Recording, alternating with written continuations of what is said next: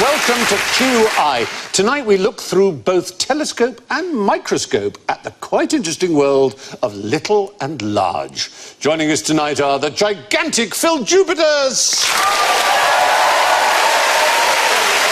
the massive Richard Osman, the titanic Lucy Porter,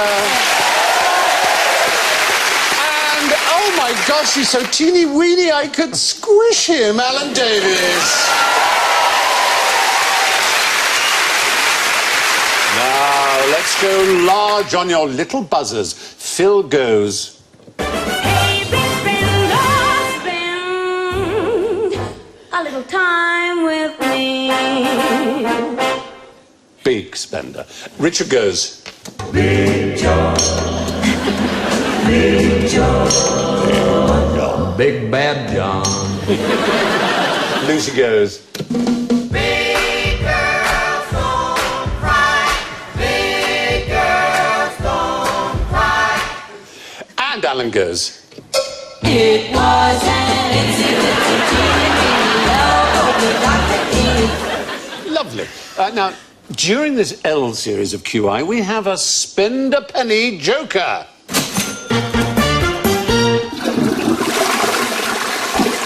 You should use it if you think one of the answers in today's show is of a lavatorial bent. So, what's the largest native land animal that you'll find all year round on Antarctica? I don't think there are any land animals on Antarctica. Humans? Human beings? Ooh! I did say...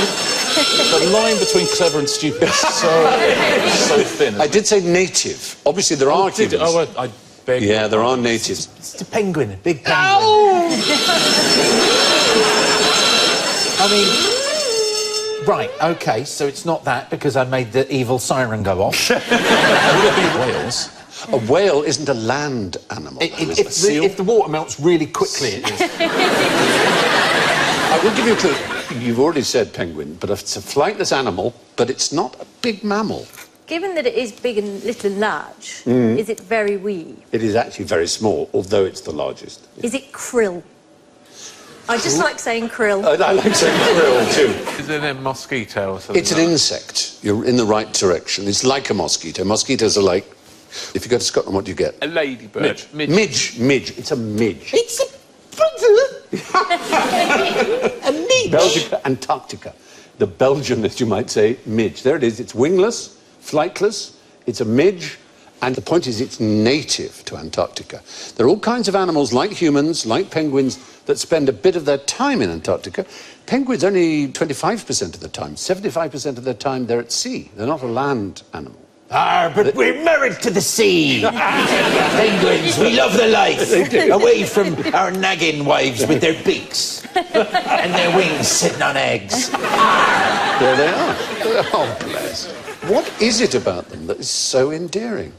They're delicious. That's good eating. Talking of humans not being native to Antarctica, there's a story the other day about the American scientist who's there and he decided to turn Tinder on. You know Tinder, the dating app. Oh, yes. And he got a date with a woman in a tent 45 minutes away. He was also... You're kidding me! That's hilarious. That'd be great if she came up and he went, that's right, Yeah, right. that's Grinder, however, all penguin. Yeah. But if they were the mates, they have a child, raise that child there, suddenly... That child would be endemic or native to Antarctica. Yeah, and by the time this goes out on Dave, everyone will be like, what about the Tinder baby? Midge. Yeah, Tinder baby. You're right. I have to pull it in. They've got Wi-Fi, that's the best thing about that. Yeah, Wi-Fi on Antarctica. That's good going. Yeah, it The is penguins impressive. are all hooked up. They're all the same. Their version of Tinder is called Pick Up a Penguin. Very good. So, now, identify the world's biggest gas bag. Oh, Lord. John McCruick. It's a very good answer. An actual bag of actual gas. That would probably be the best way to go, without hinting too much. I presume something like the Hindenburg, an airship, an enormous airship. Perhaps. Well, kind of like an airship, yes, though in fact even bigger. This is the biggest such device ever constructed. Is by it the man. one that Bruce Dickinson from Iron Maiden is involved with? How extraordinary you are. No. But I'm very impressed that you should know of that. Now, I met him about 5 years ago. He said he was invested a huge amount of money, and it's about 200 feet, 300 feet long or something. It's absolutely enormous. There's pictures of it. It looks like an arse, the way it's That's built. it. It does. There it is, like an hangar. arse. But it's in a hangar that's so big it has its own climate. Yes. Has clouds and Yep. all sorts of... Why, oh, why, oh, why? Did he do it? Well, because for commercial reasons. Yeah. It's like to it replace... goes 100 miles per hour? Yeah, it's like properly quite impressive. Have they sorted out the whole, you know, Hindenburg No, fiery they death decided element? not to worry about it. It can carry 50 tons. It can stay in the air for 3.5 weeks. But the difference between that and the Hindenburg is, do you know? What It's not full of hydrogen, I Well, take that's it. The Hindenburg and the earlier airships are full of hydrogen, which is incredibly flammable. Not just incredibly or intensely, but incredibly. Well, that's which is why it blew up. That's why it blew up, because it was incredibly flammable. What have I told you about reading Jabberwocky before you present It's incredibly dangerous. So, yes, that was a really good interruption. Is this as a it were. naturally occurring gas bag? No, it isn't. It is the biggest ever bag of gas created by humankind. Does it have a purpose? So it has a purpose other than storing the gas? It had a purpose in as much as it broke 3 records, which are better remembered than this record. What are the 3 records you might think of in terms of a balloon? Height, distance, Height, and number distance. of deaths. There were no deaths. There were no deaths in this case. Is it loudest pop? Not most excited child? who jumped out of a really high balloon? Oh, Felix Baumgartner. Yeah. Felix Baumgartner is the right answer. This is the, yeah. So Felix Baumgartner, there he is. He fell from a greater height than anyone has ever fallen. Right. He achieved a greater speed than anyone has fallen, which made him the first man ever to what? Break the sound barrier. Break the sound barrier unaided. And it was the highest balloon ascent ever. Those are 3 records. The highest balloon ascent, biggest free fall. Do you know what else it was, Stephen? What's that? It was incredibly dangerous. But it was the largest balloon ever constructed. And let's have a look at how big it was. It was bigoted. Whoa. It was bigoted than the Statue of Liberty. It was more bigoted than the Statue of Liberty. What is the What is going on? Just get rid of this one, get another one in. Give me your The paw, you're warehouse of tired, these and tell them to piss off. What they call it in Carry On World is the Statue of Diabolical Liberty. Anyway, it is gigantic. It's almost as tall as St Paul's Cathedral, but taller, as you can see, than the Statue of Liberty by a few feet. But the comparison with the Hindenburg is interesting, which is one, you know the Hindenburg you mentioned, I think, didn't you? There's the Hindenburg. And the Hindenburg burst into flames catastrophically in New Jersey at the Lakehurst Naval Air Station. There it is. I mean, just awful. It was so sophisticated inside, incredible. That is sophisticated. Yeah, and they even had a cigarette lighter, although it was hydrogen, one of those flammable gases there. Smoking. But it was chained. Cigarette, yes please. I like to live What's that smell? dangerously. Can anyone smell gas? Don't be absurd. The cigarette lighter was chained to one place, so you could go up and light your cigarette. But everyone wore special shoes that didn't create friction and static electricity to create a spark that would set it off. But something went wrong. In the movie, it's supposedly sabotage. So there you are. What use is a blue whale at a birthday party? Alan, I'll give you a chance here. I love blue whales. It's not a blue, actually. We should have offered you a blue, but in fact, that is a hump. It's a humper. That's not real, that photo, is it? Oh, yes. Oh, yes. Alan's a diver. A blue whale at a birthday party. Well, they take up a lot of room. You need a big hall. Yeah. It's good. I think you're getting there. Yeah. That's good encouragement. Thanks, Richard. That's okay. I think it'd be fun for the kids to get inside, couldn't they? Play True. around. Bouncy castle. Bouncy arsehole, did you say? No. I didn't, but by all means. Oh, bouncy castle. Bouncy castle. Oh, yeah, I see what you mean, yeah. Yeah, I'd like to hire a bouncy arsehole if I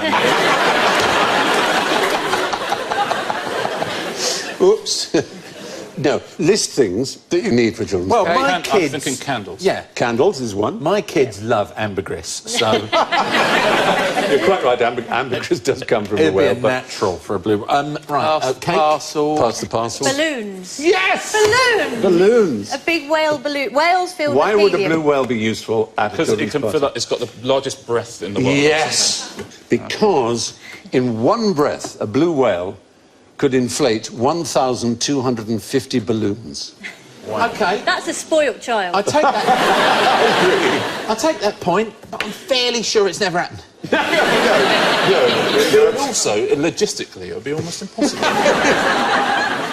Like, whales live to be very old as well, don't they? So I would like yes. one at my birthday party to make me feel both young and slim. Yes. Whales aren't particularly slim, though, Lucy. No, but I would next to a whale. Oh, I see, next to a whale. No, I'm sorry, I'm so I'm not asking stupid. for much of a compliment, No, Stephen. no, Just, you know. I do You're apologise. not going to be able to get next to the whale because he's in the balloon shed, pumping away. 1, 2... Just going, those dolphins have it easy, don't they? I'm going to give you some bags now and ask you to blow these up. Now, you may say that's easy enough. Ah, time for the controversial autoerotic asphyxiation round. Oh, John, that's so rude. There you are. Here we go. That's terrible. I'd just like a belt and a tangerine now. So you're blowing up. What you're doing is you're trying to blow... All right. Look, how clever she How is. did you do that? I'll show you here. It's called the Bernoulli effect. Okay, watch this. One blow.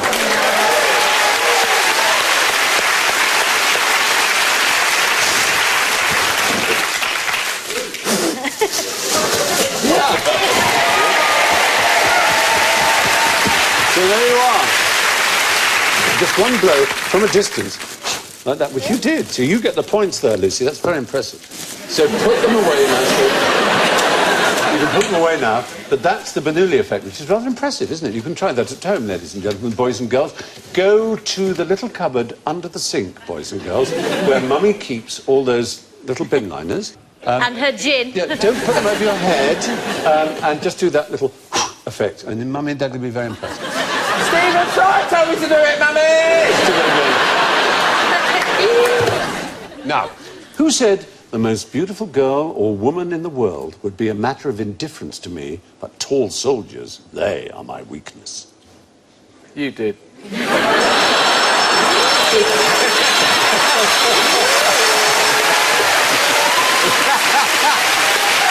Oh, yes. Oh, yes. That was very pleasing. Was it someone who had a tall soldier pointing a gun at them at the time? You think so? This person was obsessed with tall soldiers, tall people generally. Was it my PA, Kelly?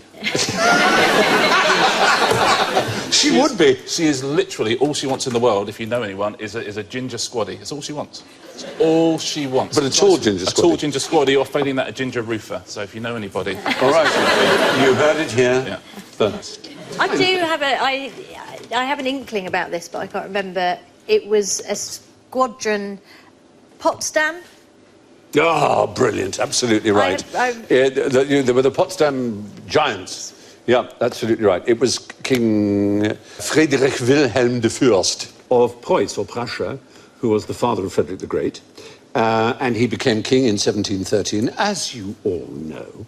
And he was obsessed with tall soldiers. And he would kidnap them, he would recruit them, he would like get your them from any country that wanted to be in with Prussia, which was just growing as a power.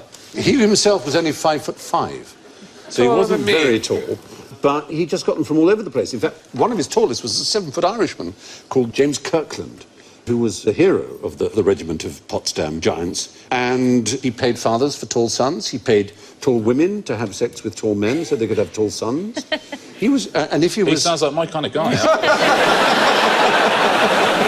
If he was unhappy, he'd get 200 or 300 of his giants. Don't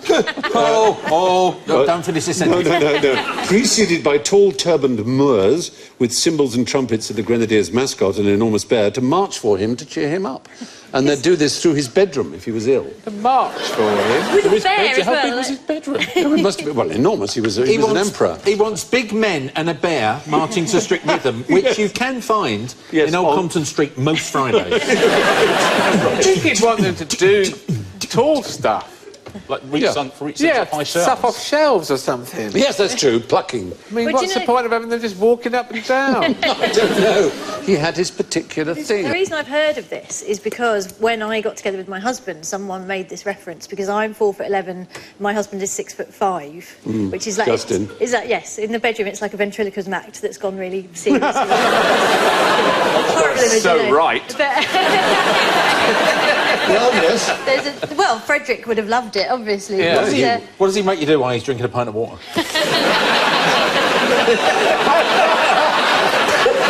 I bet it's not the alphabet. No. And almost 100 years this regiment was part of the Prussian army. Is that because they live longer? No, I don't mean that each individual member. Though they did live longer. They get gradually shorter. It was a... I used to be tall.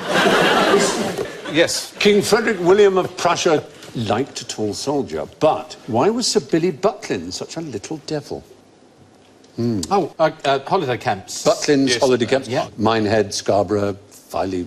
Skegness. Yep. Were the chalets little? So, no, but Billy Butlin himself... Was he tiny? He was. And if you think about the age he is, you might be able to work this out. Second World War? No. First World War. First World War. That's the generation he was. And in the First World War, they had something to make people fight, which was called... Bromide. No. It was a law. Oh, because... Conscription, yes. But one of the things that could get you out of being conscripted was that if you were... Tiny. If you were small. Did he pretend to be bigger to... No, he, as it were, fell under a particular desperation that the British Army... Did they start a short army? Yes, like they literally did. Lord Derby, the Earl of Derby, said, now, hang on, there are a whole load of short people, as it were, getting under the wire. And all these tall people are fighting and dying for us. We want more people to die for us. There simply aren't enough people dying. And all these short people are living. So we're going to have a short brigade. And they were known as the Bantams, the Bantam Brigade. These are those... I know. Presumably quite good. You could play on the opposition's, or, you know, the opposing army's sense of perspective. Yeah. Some way, you're like... Those soldiers are really far away. They have edges. They are no danger to us. These were men under 5'3", and Billy Butlin was one of them. They became known as the Devils, in fact, the Devil's Dwarfs, because they were so... their reputation for brawling and mischief. They were very, very aggressive. Here they are being inspected by a splendid man in moustache. And German shin injuries up 75%. Our legs are being shot away from us. We do not know why. You know, they should have just put them on each other's shoulders in a long coat. Oh, yeah. the most famous of them was called Henry Thridgold, who was only 4'9", and he was believed to be the shortest soldier ever to have served in the British Army. There he is next to quite a tall Scottish soldier. But that's a short chap, but chirpy and cheerful and ready to lay down his life for our country. I hope you can shake hands with him. Hey, now. That's given my husband and I a whole new avenue for bedroom role play. You be Henry, and I'll be a Scots Guard. Well, there you are. So next time you go on a Butlin's holiday, you can say, well, thank you, Billy, for putting your life at risk, despite the fact that you weren't as tall as most soldiers. And he survived. He survived in order to create these holiday camps. Yeah. With tiny beds. With... Now, Now, bearing in mind the Potsdam Giants and the Devil Dwarfs, what do you make of these? Alan? Oh, now. Yes, absolutely. Strap on your feet Phill, to make you could pass taller. those to Phill? Thank you. Alan, these are for you. I'm sort of guessing I'm not going to need any. You're not. Lucy, these are for you. Whoa! It's a Naomi Campbell moment coming on here, isn't So, actually, we're going to do a little experiment. There's an artist called Hans Hemmert, and in 1997, he created a piece, an art project. I've seen this. Have you? It was called Level. That's right. And the idea was that he made these things so that everybody was 6.5 foot tall, essentially 2 meters, being a European. So you're 6'8"? I'm 6'7". 6'7". You're 5'11". I'm 6'4" and a bit. You are? I'm 6 foot, but I've got creepers on, so I'm 6'1". 6'1" at the moment. And darling? 4'11". See, I now 4'11". can't see Lucy. Yeah, we can't actually see her at the moment. They are half my height, that's it. So, rather than get you to wear these, we've actually given you blocks. So we're all going to stand up to show what this artwork revealed. What you have to do, Richard, is duck down to be the same size as Alan. All right. I have to go on tiptoes to be a couple of inches taller.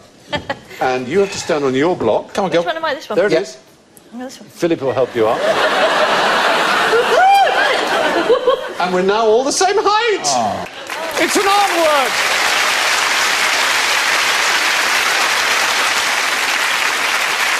Isn't that astonishing? You see what that's like, Lucy? This is the happiest I've ever been. You tire of it. You're so far from the desk when you want to write right? something down. When you want to put your tea up, you've got to go all the way down. It is hard with us because, you know, you have to move things onto higher shelves as children get older. I can't reach the cleaning fluids in my house now. I'm like a borrower. It's ridiculous. So, let's sit down. Careful now. Health and Careful. safety! The one thing when you are 6'7" or you're very tall is you endlessly get asked to be on police identity parades. That's exactly what will happen. You do. Yeah, at least once a week people say, yeah, 15 minutes, do you, sir? I think because they don't have a ready pool of people to do it. That's And a lot of bizarre. tall people commit crimes. Yes, they do. Oh, yeah. And we get I have an away with example. I think what it is, a lot of short people report crimes. Yeah. But you can He see... was huge! At all, at least 6'6" or something. He was huge. A giant of a man he was. Anyway, the idea was an artwork called Levels, which was something to do with the idea that people from business and meetings and everything else should all be the same size.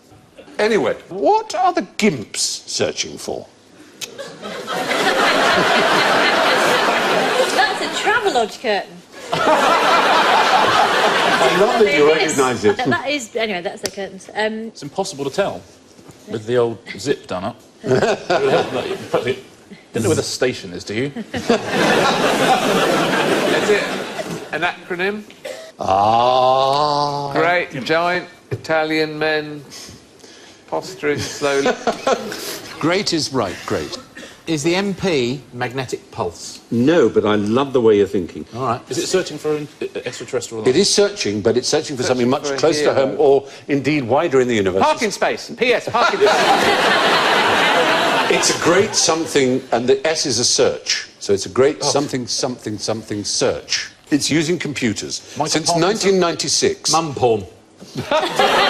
It could have been a man porn search, that's not that difficult. But in 1996, from 1996 onwards, a lot of people have devoted the time of their computers to run a little program which helps search for something very rare and extraordinary, which mathematicians are Prime always... numbers. Prime numbers. Mathematicians... before you. You just got it in there. The great internet Mersenne prime search. Yeah.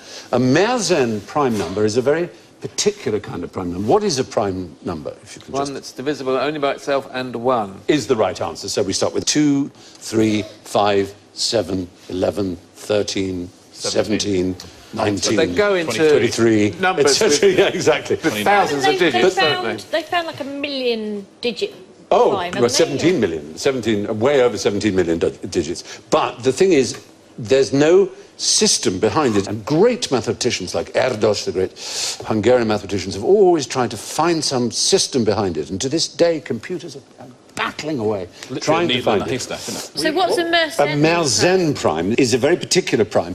It's 2 to the power n, i.e. 2 to the power anything. So 2 squared, 2 cubed, 2 to the power 4, 2 to the power 5, minus 1. So 2 squared is 4, minus 1 is 3. That's a Mersenne prime. 5 is not a Mersenne prime, but 2 cubed, which is the next power up, is 8, minus 1 is 7. That is a Mersenne prime. And the longest prime number as yet discovered, while I'm speaking, is 17,425,170 digits long. That's not the number itself, that's how many digits right it is. to oo. You're right to oo, and to some extent you're right to ah. You'd be annoyed if your bill came to that in a restaurant. And that is a Mersenne prime, which is what's so fascinating about it. I'm excited now about maths in a way I've never been. Thank you. Good. Well, there you are. That's it. Gimps is searching for ever bigger prime numbers. Now, back to the front. This is the Goliath. Where did the driver sit? It didn't have one. Is the right answer. Come on. Yes. Quite right.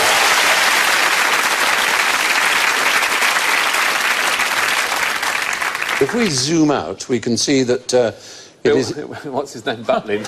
Yeah. They are quite small tanks.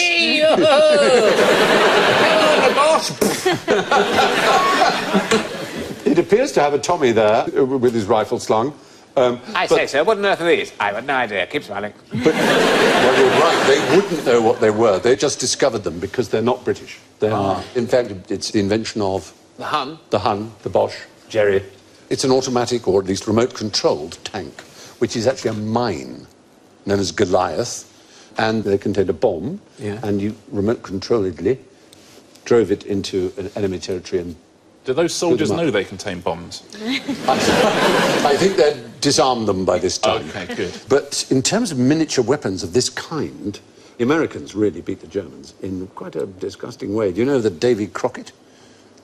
Is it going to be a miniature sub? It's worse than a miniature sub. It's a portable launcher. Is it a suicide bomber raccoon? With It's a portable launcher to be Trained. mounted on a jeep. And what do you think it carried? Bubble gum. Bubble gum.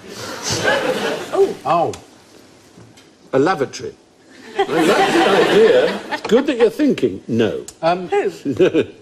It was worse. It was a small nuclear bomb. You could actually carry a small nuclear bomb. 75 pounds only. And in case you wanted to know what 75 pounds was, it's the same as an 11-year-old boy, 5 racing bicycles, 100 cans of beer, 300 apples, or 262,500 bees. That's like the worst ever conveyor belt on the Generations. So true.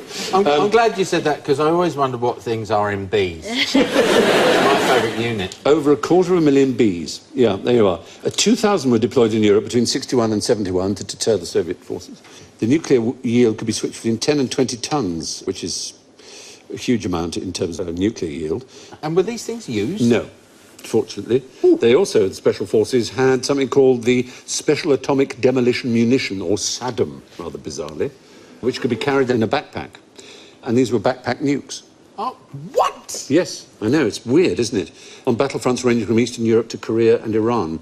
Although small, each one of them was more powerful than the atomic bombs dropped on Nagasaki and Hiroshima. You would be like Bagsy not carrying that one. Yeah. Not my... But lots of them were carried, but fortunately, none were used, as far as we know. This show's really changed since WikiLeaks. We've got so much more information at our hands. Thank you, Edward, again. It is astonishing, isn't it? It's amazing. As you say, a soldier carrying an atomic bomb with more power. He looks like he's just set his off and it's ticking. Yeah. I think we've sort of put that together because we don't actually have a shot of one with... But that's a soldier with a backpack. What soldier? Anyway, what's the best way to get shit out of a tank? 2 in the front, 2 in the back. Fire it out the barrel? Fire it out the barrel is the right answer! Brilliant. Oh, yeah. That's a war you don't want to be in, isn't it? You could have waved your little Lou thing, because it is, of course, a lavatorial answer. Which the Russians used to do with T-34s. How did you know that? That's rather sick of you. Yeah. The T-34 is the bus from Twickenham to Kingston.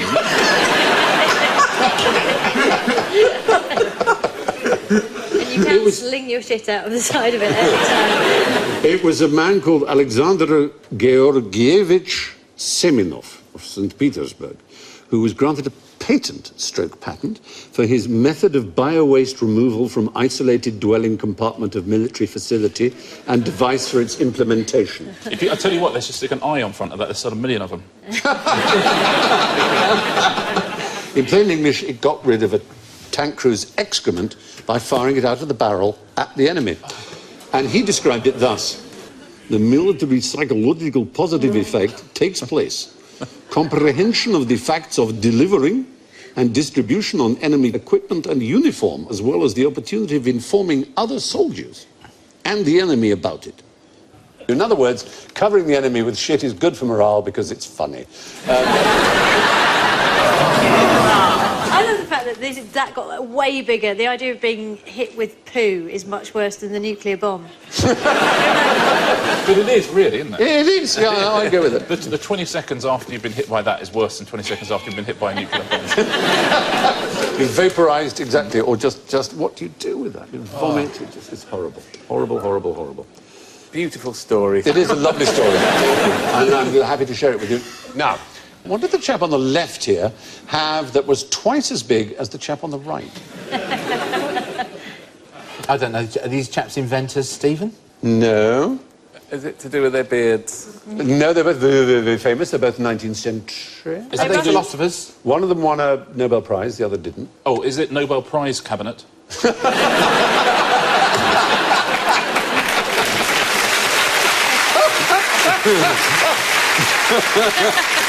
You are faster than the speed of light, and I... No, it's not that, but it could easily be. Definitely deserve points for that. The one on the right was hugely fashionable for a time. His name is Anatole France, and he won the Nobel Prize for Literature. The one on the left was a great literary figure, still much more highly regarded as a literary figure than the one on the right. Is it Twitter following? Neither of them, to their eternal shame, has a Twitter following. How do you win a Nobel Prize for Literature if you don't Twitter? It seems inconceivable, doesn't it? I know, I know. The one on the left, his initials, though, are slightly to do with Twitter. His initials are IT. Is he Russian? Yes. So if it's I, it's got to be... Igor. Ivan. It's the right answer. Month in the country? Turgenev? Fathers and sons, Ivan Turgenev is the right answer. So, you have Ivan Turgenev and you have Anatole France. One had something that was double the size of the other. Is it right hand or left hand? No, but you're right to be physical. It's about their bodies. Well, everyone's thinking it. They might as well go...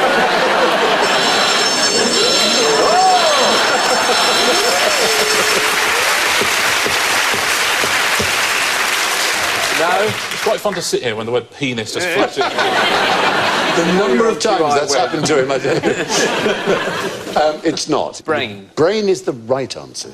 You bring back a few points to yourself. Oh, come on, it must match up. Well, that's the thing. You can't lose more for saying cock than you get for saying brain. You know that a klaxon...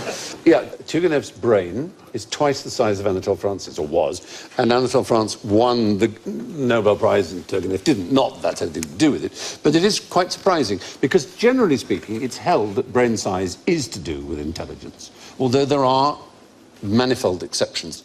But in the case of Turgenev and Anatole France, well, Turgenev's brain was 4 pounds 6 ounces, and France's was 2 pounds 4 ounces, almost exactly half. Can you feel the weight of your brain? Is that a thing? Yes, I can. If you've got a heavier brain, Yeah. It's really upsetting.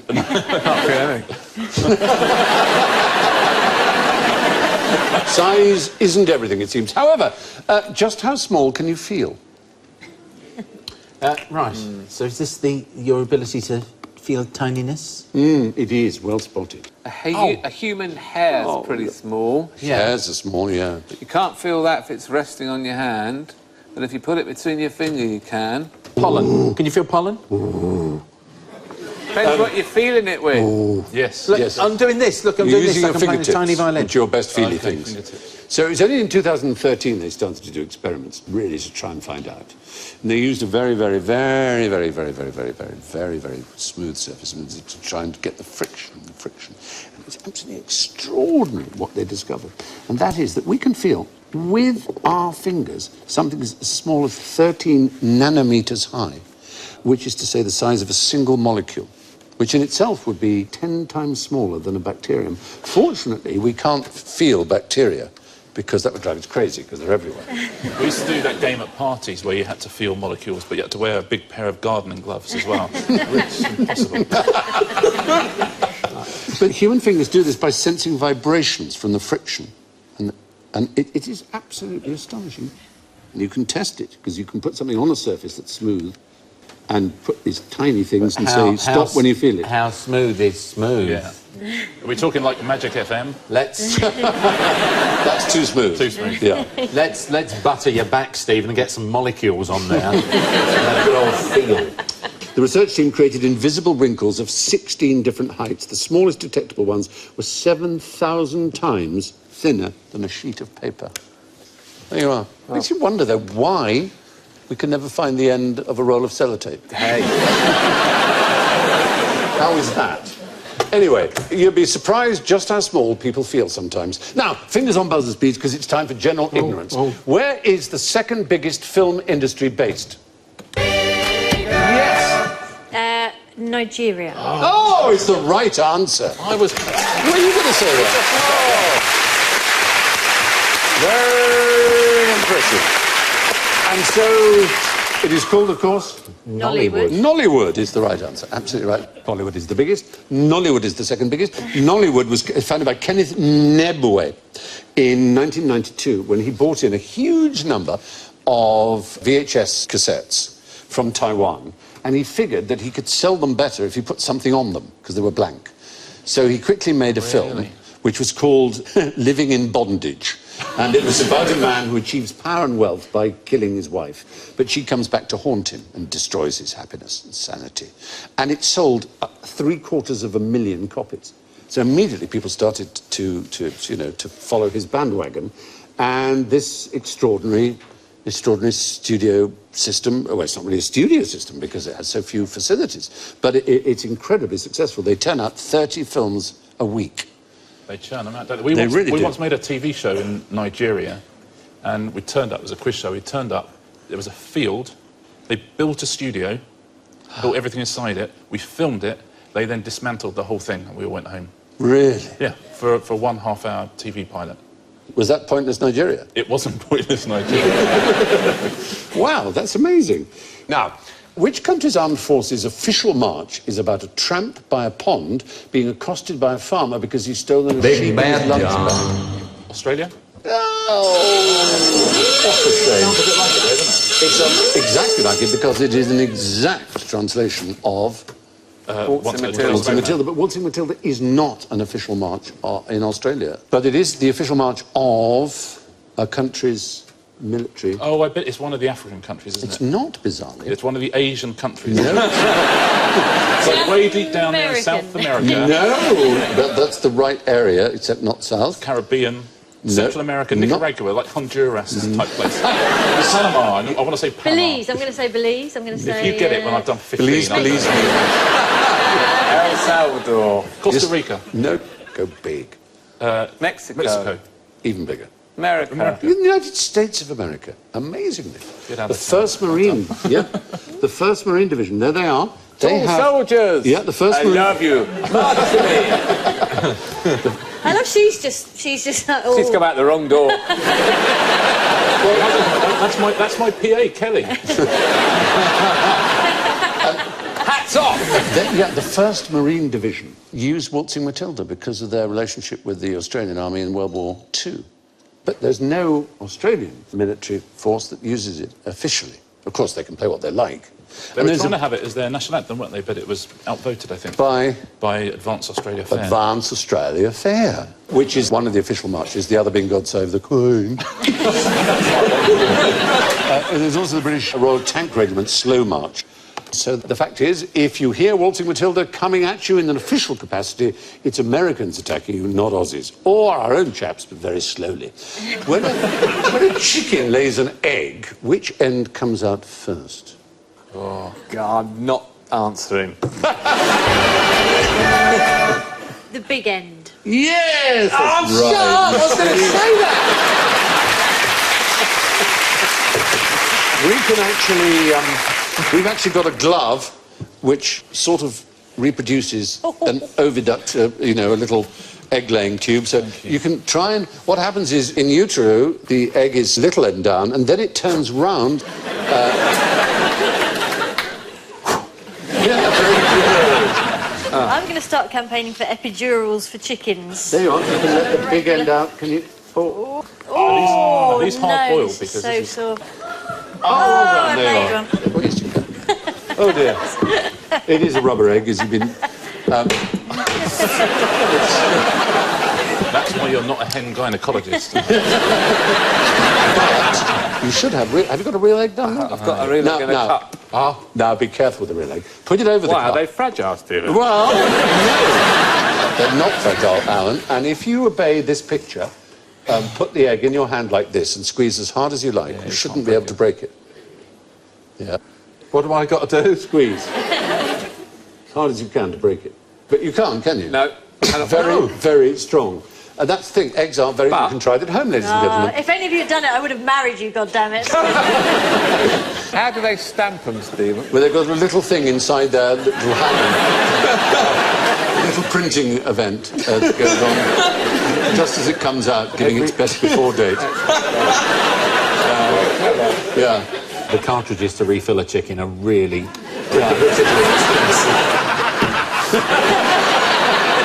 Well, yes, you've got to reveal my Meanwhile, on the chicken farm, Barnes-Wallis.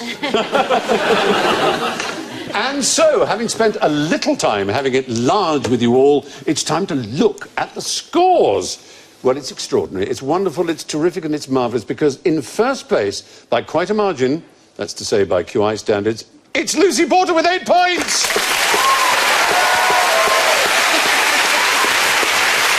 In second place, 5 behind, with +3, is Phill Jupitus.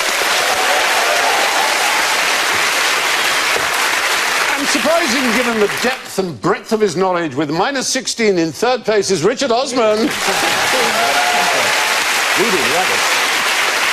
But bringing up his all too familiar rear with -27 is Alan Davies.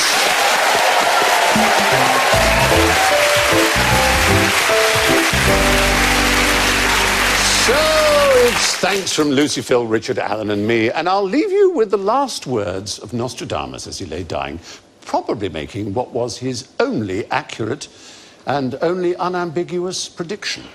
Tomorrow, I shall no longer be here. Good night.